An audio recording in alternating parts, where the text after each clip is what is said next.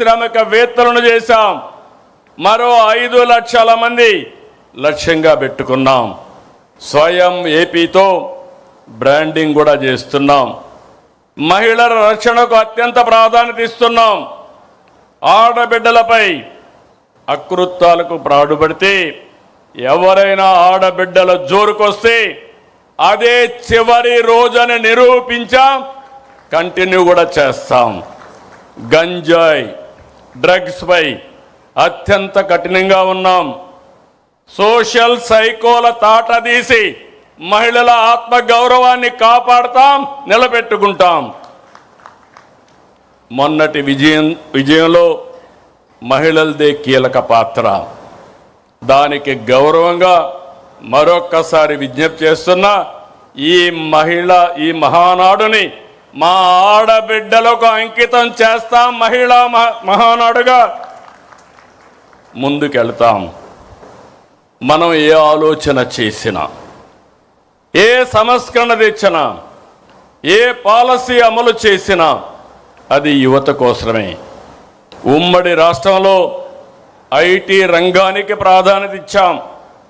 సాధారణ రైతు బిడ్డ నుంచి కార్మికుడి పిల్లల వరకు ఐటీ రంగంలో అవకాశాలు అందిపుచ్చుకున్నారు.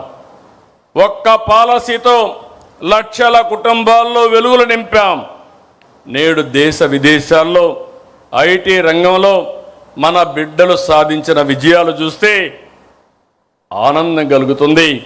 ఇది తెలుగు జాతికి గర్వకారణం. నాటి విజన్ 2020, నేటి స్వర్ణాంధ్ర 2047 యువత కోసమే. నేను ఒకటే విజ్ఞప్తి చేస్తున్నా, యువగళం కింద ఆనాటి జనరల్ సెక్రటరీ, ఈరోజు వర్కింగ్ పార్టీ ప్రెసిడెంట్ రాష్ట్రం అంతా తిరిగారు. యువగళంలో నిర్దిష్టమైన హామీలు ఇచ్చారు. ఈ ప్రభుత్వం ఇచ్చిన హామీల కంటే ఎక్కువ అమలు చేయడానికి సిద్ధంగా ఉన్నాం. నేను మళ్ళీ విజ్ఞప్తి చేస్తున్నా, టీనేజర్స్,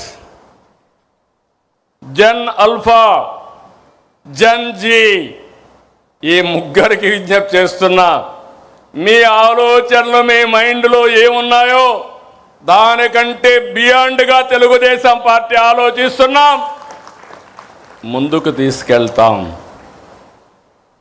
నాడు ఒక్క ఐటీనే యువత తలరాత మార్చింది, తలసరి ఆదాయం పెంచింది, జీవన ప్రమాణాలు పెరిగాయి, అసమానతలు తగ్గాయి. నేడు అంతకు మించి అవకాశాలు కల్పిస్తున్నాం. ఏఐ, క్వాంటమ్, డేటా సెంటర్లు, IT, space, aerospace, drone, defence, electronics, automobile, semiconductor. మీరు ప్రపంచంలో ఏ టెక్నాలజీ ఉన్నా దానికి చిరునామాగా ఆంధ్రప్రదేశ్ ఉంటుంది. అది నా హామీ. ఇంకొక పక్క గ్రీన్ ఎనర్జీ,